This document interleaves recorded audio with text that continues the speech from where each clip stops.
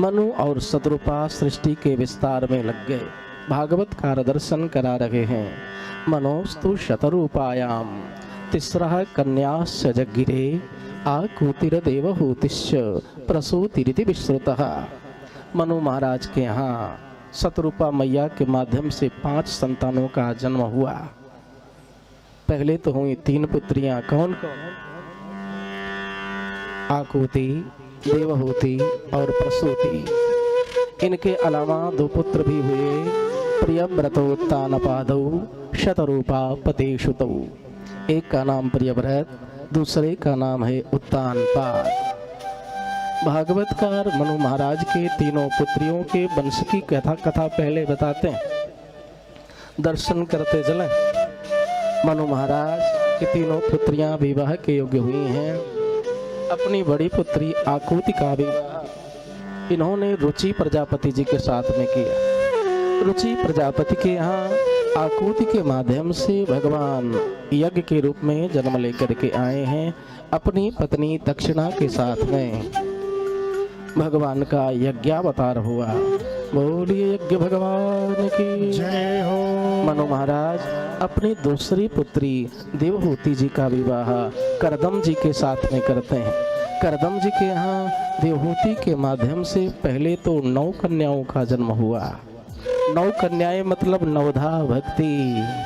भक्ति आई ना 9 माह एको जाके होई, नारी पुरुष सचराचर कोई। नवधा भक्ति आई है ना, भक्ति आई है तो निश्चित रूप से आपके भवन में भगवान भी आएंगे। भक्ति का प्रवेश हुआ आपके हृदय भवन में ना, तो भगवान भी आएंगे।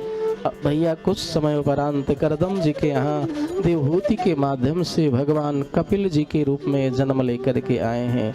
बोली कपिल देव भगवान की जय हो। कपिल देव भगवान अपनी मैया देवहूति जी को सांख्य शास्त्र का बड़ा सुंदर उपदेश करते हैं।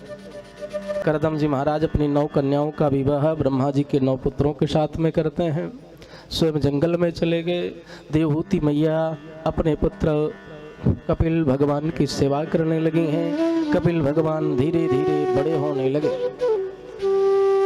एक दिन मैया ने कपिल भगवान के गले में फूलों की माला पहनाई है, चंदन लगाया। मैया तो जान रही है कि भगवान ही आए हैं मेरे यहाँ।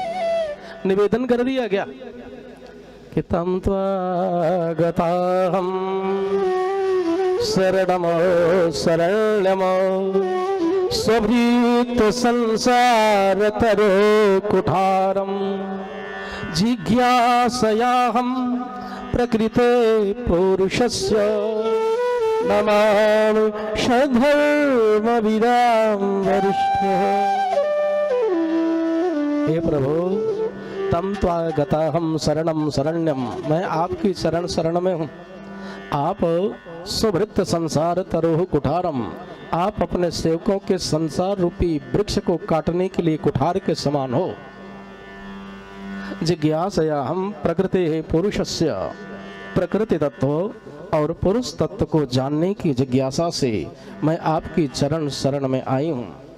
यहीं पर और भी निवेदन किया कि निर्विण्णाम नितराम भौमन असिद्रिय दर्शनात्।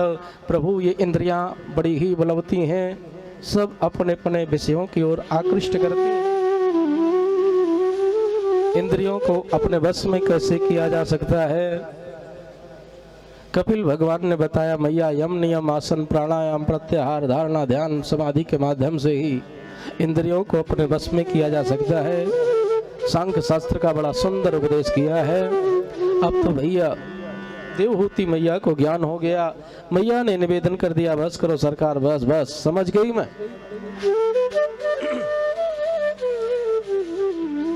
अहोवत स्वपचोतो गरिया यजीवाग्रे वरदते नाम तुभ्यम। आपकी दृष्टि में वो चांडाल भी श्रेष्ठ है उस ब्राह्मण की अपेक्षा। किस ब्राह्मण की अपेक्षा? ब्राह्मण वर्ण में जन्म हुआ है लेकिन भगवत चिंतन नहीं कर रहे हैं, भजन नहीं कर रहे हैं, तो इनकी अपेक्षा वो चांडाल श्रेष्ठ है जो भगवान का नाम लेने वाला है, भगवत चिंतन करने वाला है। मैया को ज्ञान हुआ है। मैया का शरीर छूट गया भैया, जल के रूप में परिणित हुआ मैया का शरीर। एक नदी निकल पड़ी, संतों का भाव, नदी निकल पड़ी है, उस नदी का नाम हुआ सिद्धिदा नदी। कपिल भगवान कपिलोपी महायोगी, कपिल भगवान अपनी मैया देवहूति जी को प्रणाम करके गंगा सागर तीर्थ क्षेत्र में चले गए हैं। आज भी कपिल भगवान वहीं पर निवास कर रहे हैं। देवहूति मैया का वंश आगे नहीं चला, कारण एक ही पुत्र था, वो भी युवावस्था में ही सन्यासी हो गया। बोले कपिल देव भगवान